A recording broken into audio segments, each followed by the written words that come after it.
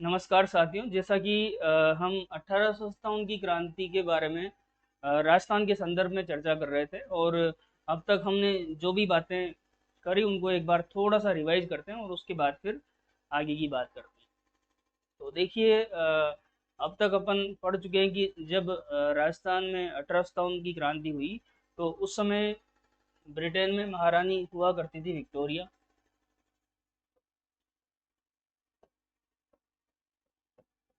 Victoria ये Britain की महारानी थी। ब्रिटेन की महारानी। इसके अलावा अपन ने बात करी कि इस समय यहाँ पर जो प्रधानमंत्री थे वो थे लॉर्ड पामस्टन।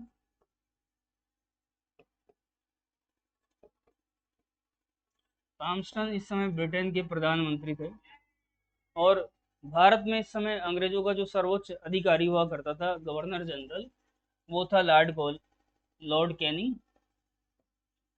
लॉर्ड कैनिंग इस समय भारत में governor general. Governor general governor general के अधीन अलग अलग राज्यों में एजेंट टू गवर्नर जनरल हुआ करते थे। तो राजस्थान के संदर्भ में जब हम बात करें तो हमने देखा था कि राजस्थान में इस समय लॉर्ड कैनिंग के अधीनस्थ जो एजीजी था वो था George Patrick Lawrence. George Patrick Lawrence. George Patrick Lawrence इस समय राजस्थान में एजीजी हुआ करता था। एजीजी के अधीनस्थ पीए हुआ करते थे अलग अलग रियासतों में। तो भारत की अगर बात करें तो पूरे भारत को गवर्न करता था गवर्नर जनरल, जो कि 1857 की क्रांति के समय लॉर्ड कैनिंग था। और लॉर्ड कैनिंग के अधीनस्थ काफ़ी सारे इसके एजेंट हुआ करते थे जिनको एजेंट टू गवर्नर जनरल कहा जाता था, शॉर्ट में एजीजी। तो एजीजी हुआ करते थे और राजस्थान में इस समय एजीजी था जॉर्ज पैट्रिक लॉरेंस। ठीक है, इतनी बात अपन कर चुके थे। उसके बाद फिर अपन ने बात करी थी कि राजस्थान की जो अलग अलग रियासतें थी उनमें अलग अलग पॉलिटिकल एजेंट नियुक्त किए हुए थे, है ना। तो उन पर थोड़ा सा अपन देख लेते हैं। देखिए, इस समय जयपुर रियासत में जयपुर रियासत में जो पॉलिटिकल एजेंट था, आपको पता है, वो था ईडन। जयपुर रियासत में इस समय था ईडन। फिर बात करते हैं भरतपुर की। भरतपुर रियासत में इस समय था मॉरिशन। मॉरिशन। सिरोही रियासत की अपन ने बात करी थी कि सिरोही में इस समय था जेडी होल। JD whole. इसके अलावा मारवाड़ रियासत की बात करें, मारवाड़, तो मारवाड़ रियासत में इस समय कौन था? मैकमोहन था।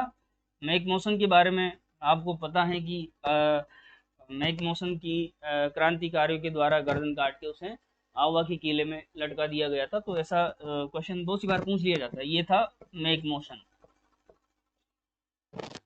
मेवाड़ की अगर बात करें तो मेवाड़ में इस समय था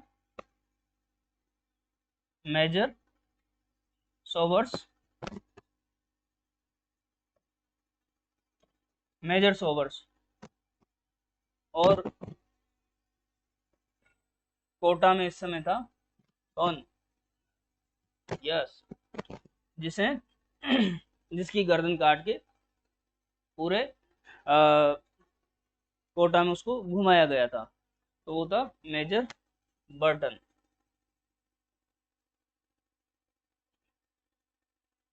बर्टन। फिर देखिए जब क्रांति हुई तो इस समय राजस्थान में कुछ सैनिक छावनियां बनी हुई थी। उन सैनिक छावनियों से भी बहुत सी बार क्वेश्चन पूछा जाता है, इस पर भी अपन ने देखा था, है ना। तो 1857 की क्रांति के समय राजस्थान में 6 सैनिक छावनियां बनी हुई थी, उनको अपन ने एक ट्रिक के माध्यम से देखा था। और ऐसे क्वेश्चंस को हमें क्या करना होता है कि बहुत सी बार जिनके आने के चांसेस ज़्यादा रहते हैं और डायरेक्ट अगर अपन से याद नहीं रहती हैं तो उनको ट्रिक के माध्यम से अगर अपन याद रख लें तो ये बहुत अच्छा रहता है ना। तो सैनिक छावनियाँ, सैनिक छावनी, तो इस समय राजस्थान में 6 सैनिक छावनियाँ थी, ये अपन को पता है। और इसकी 100 ट्रिक हैं जो लगभग सभी प्रतियोगी परीक्षा की तैयारी करने वाले स्टूडेंट्स को याद रहती हैं। नए जो स्टूडेंट्स हैं वो भी इसे याद रखें तो बहुत आसानी हो जाती है, ठीक है। तो ये सेट 100 ट्रिक है कि ए नानी ब्याव देखे, ये 100 ट्रिक अपन ने देखी थी। ऐसे अपन ने बात करी, ऐसे हो जाएगा आपका एरिन पूरा। ना से नसीराबाद, और नी से आपको पता है नीमच, ब्या से ब्यावर आपका हो जाएगा, और देश से आपका हो जाएगा देवली, और खे से खेरवाड़ा। इस तरह से ये 6 सैनिक छावनियां राजस्थान में थी। एरिनपुरा की अगर बात करें ये पाली में उस समय थी। नसीराबाद आपको पता है अजमेर, अजमेर, अजमेर। नीमच, नीमच एमपी में पड़ता है आपको पता है, तो ये इसका हो जाएगा एमपी। और ब्यावर की अगर अपन बात करें तो ब्यावर का आपको पता है ये है अजमेर, ठीक है। देवली आपको पता ही है टोंक में, और खेरवाड़ा उदयपुर, उदयपुर। फिर इसके अलावा सैनिक छावनियों से बहुत सी बार ऐसा भी प्रश्न पूछा जाता है कि वो सैनिक छावनियों के बारे में बताइए जहां जिन्होंने 1857 की क्रांति में अपनी सक्रिय भागीदारी नहीं निभाई थी। तो उसमें भी अपन इसको मतलब इस ट्रिक के माध्यम से ही अपन देख सकते हैं कि अ, ब्या ब्यावर और खेरवाड़ा, है ना। तो जो ब्यावर और खेरवाड़ा सैनिक छावनियां थी, इन्होंने सक्रिय रूप से अपनी भूमिका नहीं निभाई थी, है ना। तो दो ऐसी सैनिक छावनियां थी, दो ऐसी सैनिक छावनियां जिन्होंने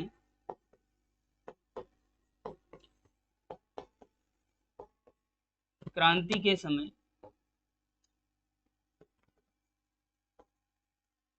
सक्रिय भूमिका सक्रिय भूमिका अदा नहीं करी,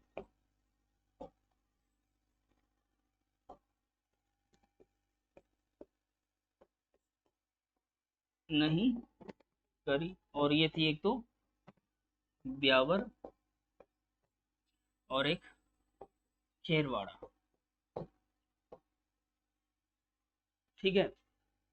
ये दो सैनिक छावनियां थी। इसके बाद फिर अपन बात करने अपन ने एक जो क्रांति का जो स्थल था उस पर अपन बात कर चुके थे, नसीराबाद, जहाँ से राजस्थान में क्रांति की शुरुआत होती है। शॉर्ट में थोड़ा सा नसीराबाद को अपन देखते हैं और उसके बाद फिर अन्य जो क्रांति के स्थल रहे उन पर अपन डिटेल्ड चर्चा करेंगे। तो देखिए क्रांति के प्रमुख स्थल, क्रांति के प्रमुख स्थल, क्रांति के प्रमुख स्थलों में जहां से क्रांति की शुरुआत होती है उस पर अपन ने बात करी, वो है नसीराबाद। नसीराबाद। देखिए, नसीराबाद से क्रांति की शुरुआत होती है 18 मई 1857। 18 मई, सॉरी 28 मई, 28 मई को यहाँ से क्रांति की शुरुआत होती है।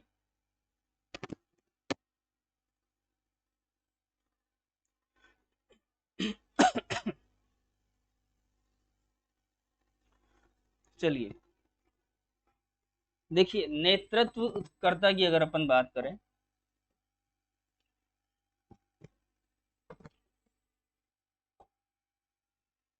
नेतृत्वकर्ता, तो नेतृत्वकर्ता यहाँ पर कौन थे? बख्तावर सिंह। बख्तावर सिंह यहाँ पर इस समय क्रांति के नेतृत्व करता थे। और जो सैन्य अधिकारी था इस समय यहाँ पर, तत्कालीन अधिकारी, अंग्रेज अधिकारी, ये तत्कालीन अंग्रेज अधिकारी था यहाँ पर। कौन? ये था आपके प्रिचार्ड। प्रिचार्ड इस समय अंग्रेज अधिकारी था। क्या होता है कि ये जो बख्तावर बख्तावर सिंह है, बख्तावर जो है, ये 15वीं जो नेटिव इन्फेंट्री थी उसमें नियुक्त थे। और 1857 की क्रांति से पहले इनको अजमेर में नियुक्त किया हुआ था। कहाँ किया हुआ था? अजमेर में ये नियुक्त थे। तो अंग्रेजों को ऐसा लगा कि क्योंकि अजमेर में ही उनका सारा जो खजाना है, गोला बारूद है, वो सारा वहाँ पर हुआ करता था। और उनको सैनिकों पर थोड़ा डाउट हुआ कि अगर इन्होंने यहाँ पर कब्जा कर लिया तो फिर कुछ उनके लिए कुछ और गलत हो सकता है। तो इन्होंने इन पर विश्वास नहीं करते हुए इनको यहाँ से, अजमेर से क्या किया गया, इनको नसीराबाद में शिफ्ट कर दिया गया। जब इनको नसीराबाद में शिफ्ट कर दिया गया तो इनके द्वारा पूछा गया कि भाई इस तरह का व्यवहार क्यों किया जा रहा है हमारे साथ, है ना?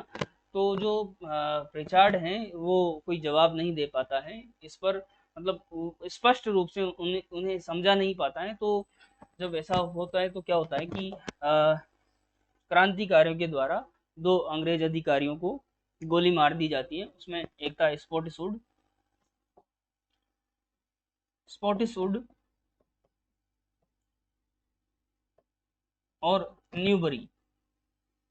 न्यूबरी, ये दो अंग्रेज सैनिकों को यहाँ पर गोली मार दी जाती है। और इस तरह से नसीराबाद से क्रांति की शुरुआत हो जाती है।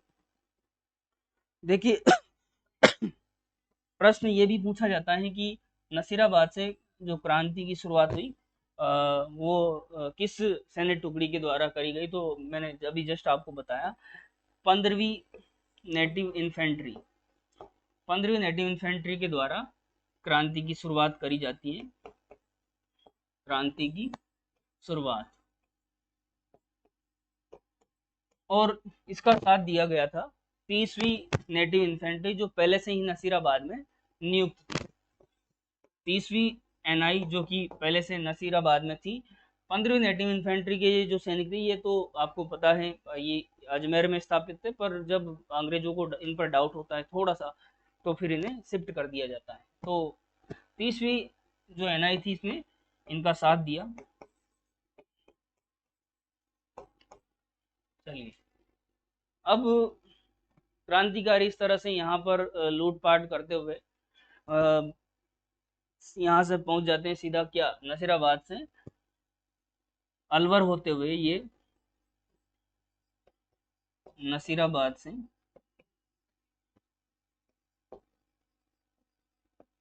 अलवर होते हुए ये पहुंच जाते हैं कहाँ? दिल्ली। तो अलवर होते हुए जब ये दिल्ली पहुंचते हैं तो अलवर में भी जरूर इन्होंने क्रांति के लिए वहाँ के लोगों को उकसाया होगा। ठीक है, तो अलवर की बात करते हैं। तो नसीराबाद तक अपन ने देखा था, अब अपन अलवर की बात कर लेते हैं। ठीक है, अलवर। अलवर में अगर डेट की अपन बात करें तो अलवर में क्रांति की जो शुरुआत है वो 31 मई को होती है, 31 मई 1857। यहाँ पर क्रांति गुर्जर और मेव जाति के लोगों के द्वारा करी गई। तो गुर्जर और मेव जाति के लोगों के द्वारा, और आपको पता है क्रांति की जो ज्वाला यहाँ पर जगाई गई वो नसीराबाद सैनिक छावनी के सैनिकों के द्वारा, क्रांतिकारियों के द्वारा नसीराबाद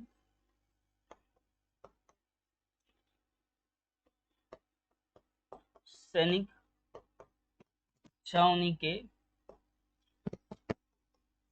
क्रांतिकारियों के द्वारा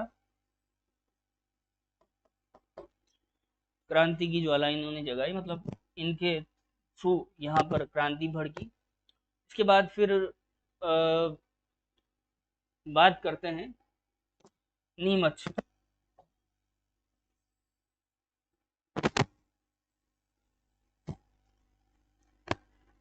नसीराबाद से होते हुए दिल्ली पहुंचते हैं। अलवर में वहाँ की जो जनता है उनको ये क्रांति के लिए उग्र करते हैं, उनको उकसाते हैं, और फिर उसके बाद नीमच की बारी आती है। नीमच में जो क्रांति है वो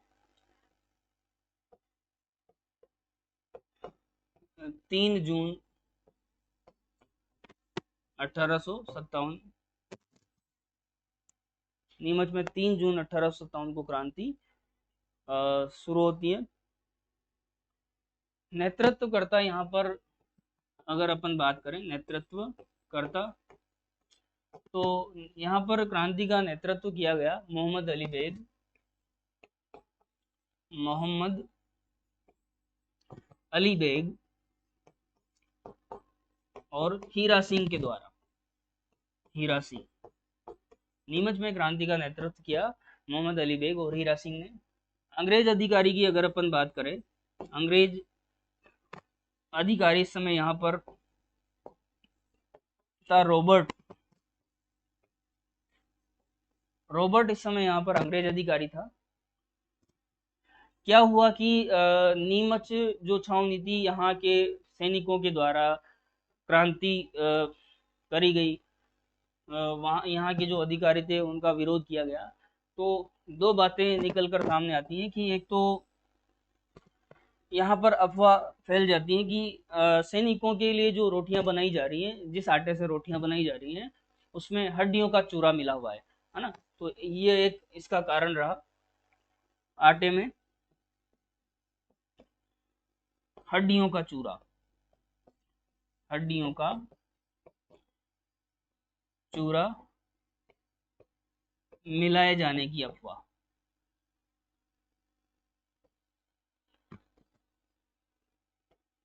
मिलाए जाने की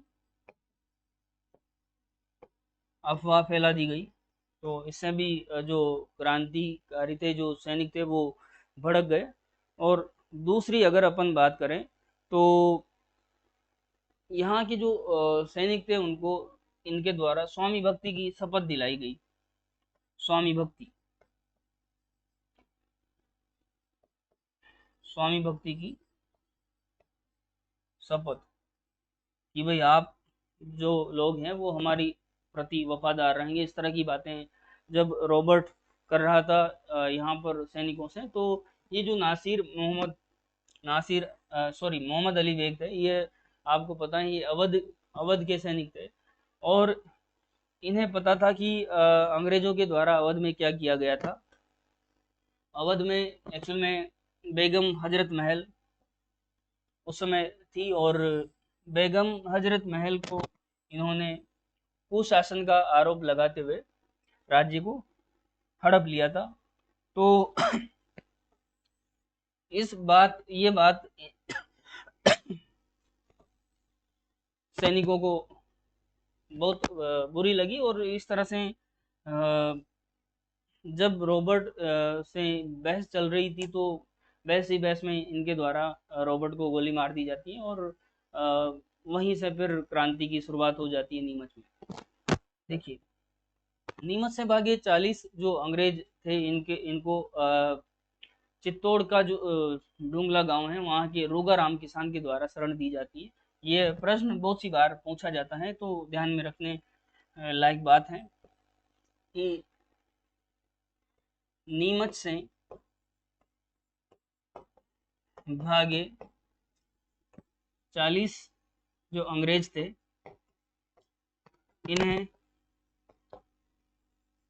चित्तौड़ के डुंगला गांव चित्तौड़ के डुंगला गांव में किसान रुगाराम के द्वारा शरण दी गई। किसान रुगाराम ने इन अंग्रेजों को शरण दी। और दूसरी बात, पॉलिटिकल एजेंट मेजर सोवर्स के कहने पर पॉलिटिकल एजेंट मेजर सोवर्स के कहने पर मेवाड़ महाराणा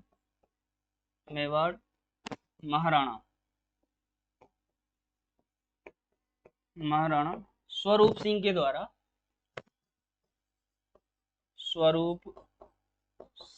के द्वारा अंग्रेजों को पिछोला झील के जग मंदिर में भी शरण दी गई थी, ऐसा भी पूछा जाता है, तो ये भी अपन ध्यान रख लेंगे। द्वारा अंग्रेजों को पिछोला झील के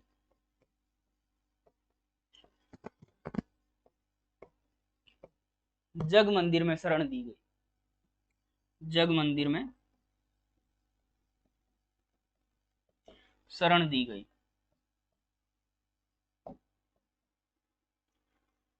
ठीक है। इसके बाद अगर अपन बात करें कि जो क्रांतिकारी थे, उन क्रांतिकारियों को शाहपुरा के जो शासक थे लक्ष्मण सेन, इनके द्वारा शरण दी गई थी। नीमच के जो क्रांतिकारी थे,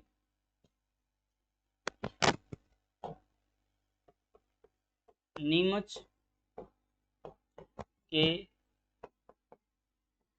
क्रांतिकारियों को शाहपुरा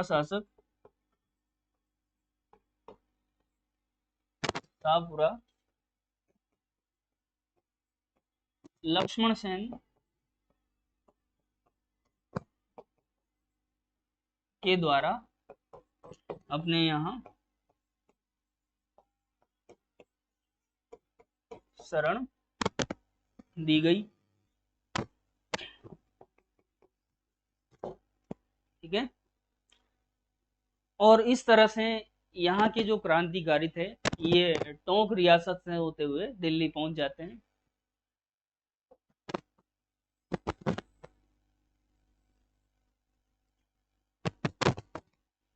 नीमच के ये क्रांतिकारी टोंक रियासत होते हुए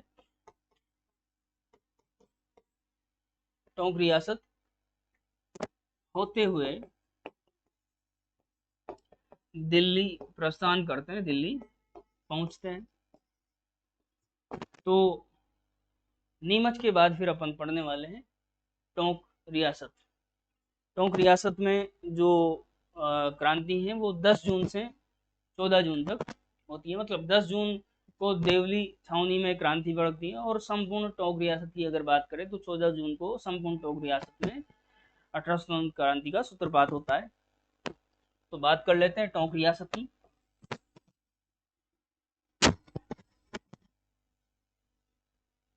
चलिए।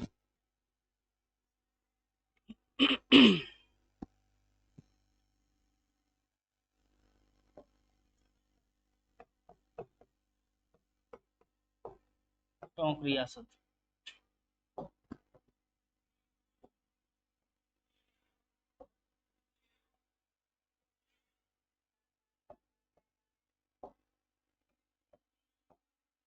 टोंक रियासत में 10 जून और 14 जून। 10 जून का मैंने आपको बता दिया, देवली छावनी में से क्रांति भड़कती है, और संपूर्ण टोंक रियासत की अगर बात करें तो वो 14 जून को। ठीक है।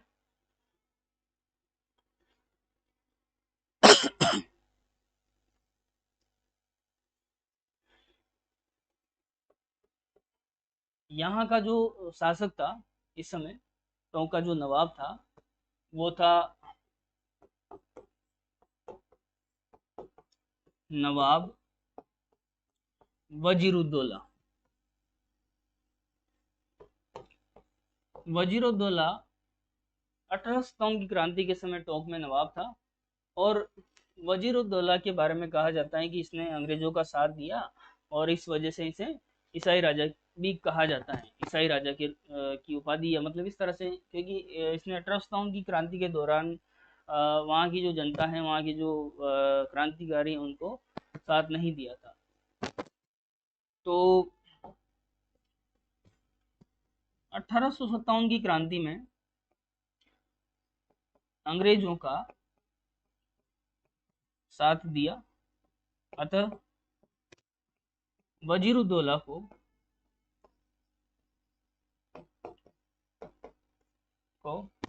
ईसाई राजा कहा जाता है।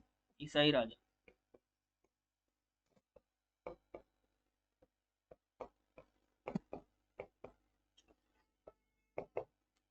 वजीरुद्दौला को ईसाई राजा कहा जाता है।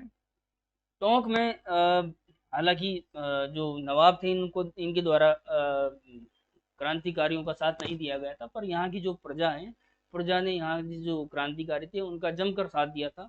तो यहाँ पर प्रजा के द्वारा, प्रजा मतलब जनता के द्वारा, जनता के द्वारा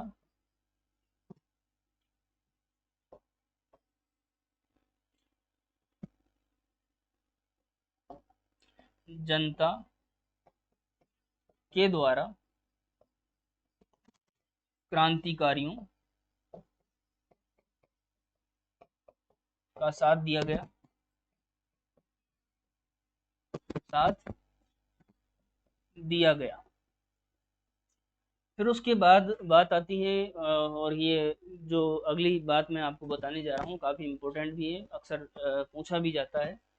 देखिए, टोंक एकमात्र रियासत है जहाँ से 1857 की क्रांति में महिलाओं की भागीदारी के प्रमाण मिलते हैं। मतलब यहाँ पर क्रांति के दौरान महिलाओं ने भी अपनी भागीदारी निभाई थी। तो ये एकमात्र रियासत है टोंक, एकमात्र रियासत जहाँ से जहाँ से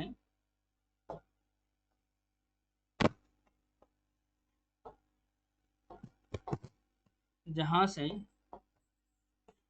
क्रांति में महिलाओं की भागीदारी के प्रमाण मिलते हैं।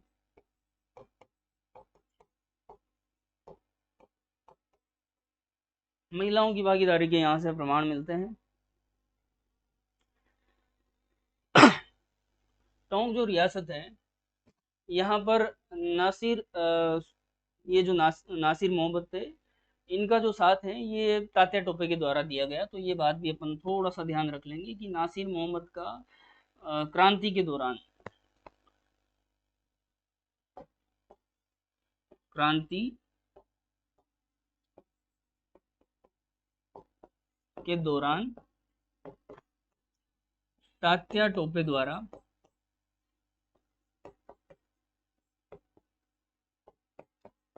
नासिर मोहम्मद का साथ दिया गया, और इस तरह से 10 जून को देवली रियासत में क्रांति का सूत्रपात होता है, और 14 जून को फिर संपूर्ण टोंक रियासत में 1857 की क्रांति होती है। इसके बाद फिर अपन आगे अगर बात करें तो इसके बाद फिर यहाँ से जो सैनिक है वो अजमेर की तरफ होते हुए, अजमेर से होते हुए दिल्ली पहुँच जाते हैं। और अजमेर में ज़्यादा कुछ खास नहीं है, यहाँ पर जेल खाने में जो 50 जो कैदी थे उनको क्रांतिकारियों के द्वारा रिहा कर लिया जाता है। और फिर बाद में अंग्रेज जो सेना है वो जोधपुर के जो तखत सिंह है उनकी सहायता से कुशल सिंह के नेतृत्व में यहाँ पर जो अजमेर जो छावनी है अजमेर में नियंत्रण स्थापित हो जाता है। तो इस तरह से इसके बाद फिर उसके आगे अपन बात करने वाले हैं आवा, और इस तरह से और भी जो महत्वपूर्ण क्रांति के स्थल है उन पर अपनी जो चर्चा है वो जारी रहेगी। आज के लेक्चर में अपन ने अभी तक देखा कि पिछला जो लेक्चर था उसमें अपन नसीराबाद तक पढ़ चुके थे, उसके बाद फिर अपन ने अलवर, अलवर के बाद अपन ने बात करी नीमच, और नीमच के बाद अपन ने टोंक रियासत की बात। तो चलिए, ओके, थैंक यू।